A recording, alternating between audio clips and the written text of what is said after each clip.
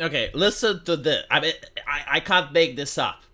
Apparently, according to the BBC, the British politicians are experiencing absolute horror because Elon Musk is tweeting. Absolute horror at the highest levels of the government at the incendiary language we have seen from Elon Musk. And there's going to be, as I understand it, a hard-headed assessment.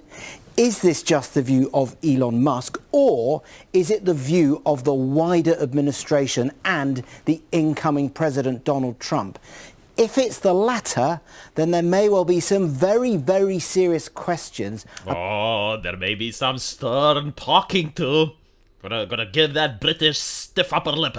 Gonna take that US president and give him like a little wiggle of the finger and be like, Donald Trump, how dare you, sir? About the nature of our ongoing security partnership with the United States. Wow. John Healey, the defense... Yeah, I'm pretty sure they're going to drop out of the security partnership of the United States because some mean tweets have spoken. Our democracy is too fragile to withstand the mean tweets. We just don't know how to handle it, so we just gotta part our ways. Secretary today was saying that the UK-US security relationship is the closest we've got in the world. We're members... Yeah, and fuck all that shit. Like, we're going to jeopardize our national sovereignty because Twitter exists. Like, some man has access to a keyboard, he did a clickety-clack, and we just don't know how to handle this. Members of the Five Eyes group with the United States, Canada, Australia, New Zealand and the UK.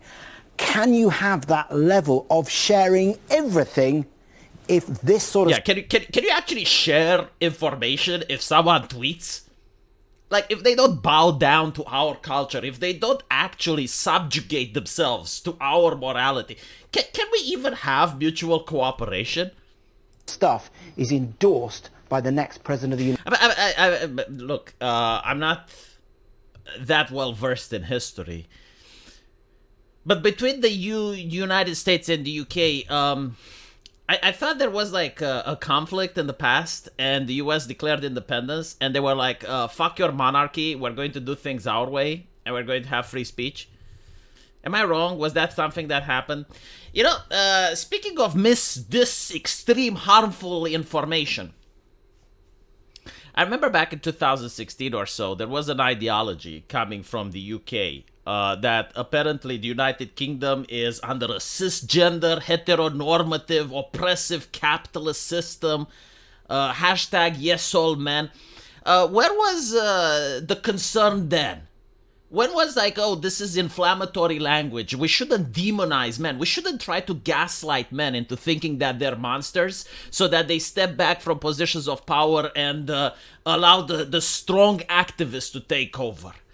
No, seriously, do you guys remember that era where it was considered like a bad thing to be a man? Like, if you're a man and you disagreed with a woman, you were mansplaining. You should just shut the fuck up. Like, look, you were born improperly. Like, your genetic makeup is improper for this type of conversation. Do you guys remember that, right? I remember it was like a very popular ideology in the UK. Was there any concern then? What about when you're calling people far right? Is that normal language? Like any type of criticism towards the establishment in the UK is far right, extremist. Now, don't get me wrong. I'm pretty sure that some criticism against the British government may very well come from the far right. But it's like, is every criticism? Is all the criticism, all of it is far right? Every single critic is far right? No exception? It's fascinating. I'm still bewildered by this, to be honest. Like, how deep down the rabbit hole the United Kingdom and Europe as a whole is, to the point where you have one guy tweeting and they're losing their shit because they can't censor him. That's it. They just have lost the ability to have debates. They have lost the ability to just talk like normal people because censorship is all they got. Censorship is all they do. And chances are they would ban Twitter if they could. I mean, they were freaking out over Telegram, right?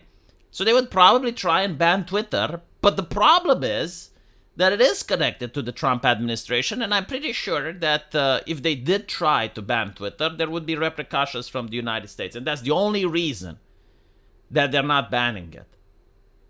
And this whole energy, it's like, oh my God, oh, Elon Musk. I mean, when Barack Obama came down and told the British public that if you guys vote for Brexit, we will put your bitches at the end of the queue when it comes to trading. I felt like that would be a more serious threat and a more danger to British security and a more direct involvement in British democracy than some guy tweeting. Like Elon Musk, at the end of the day, he doesn't have any power, right? Like, he's not sanctioning Britain. He's not demanding that the US military intervene. He's just the guy that's tweeting shit. And so the question is, like, does Donald Trump feel the same? How do you guys feel about Donald Trump? How does the Labour Party feel about Donald Trump? You know, you're bitching your ass because, oh my God, Elon Musk is tweeting on Twitter. What exactly has The Guardian wrote about Donald Trump? Should we see, or that doesn't count? Okay, so when it's social media, when it's Elon Musk saying bad stuff about you, oh, he's collapsing our democracy. But when it's the BBC or The Guardian writing shit about Donald Trump, oh, that's a problem. I see. Man, I have absolutely no words. I am so dismayed because the democracy that I've been sold when I was a kid, the narrative of the West and free societies and liberty and stuff, I can't see them anymore. I just don't. I think that the Britain from the 90s would have been able to handle Elon Musk. I think that the Britain from 2000s would have been able to handle Elon Musk. The Britain from 2010 would have.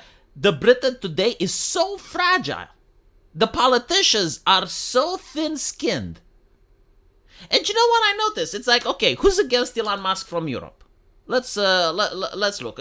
Schulz from Germany, Macron from France, and Keir Starmer for Britain. What do they all have in common? What unites these three individuals?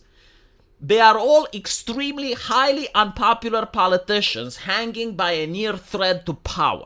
All of them. Look at their polling. They're barely hanging in by a thread. And so you have like these most unpopular leaders of our generation all bitching about a guy typing on social media. And they're trying to say, oh, well, it's a billionaire getting involved in our democracy while they have no problem with the World Economic Forum, right? They don't say anything negative about Klaus Schwab. They don't have a problem with that. Absolutely kino. Yeah. Let me know what you guys think. And as usual, I will see you in the comment section. Take care.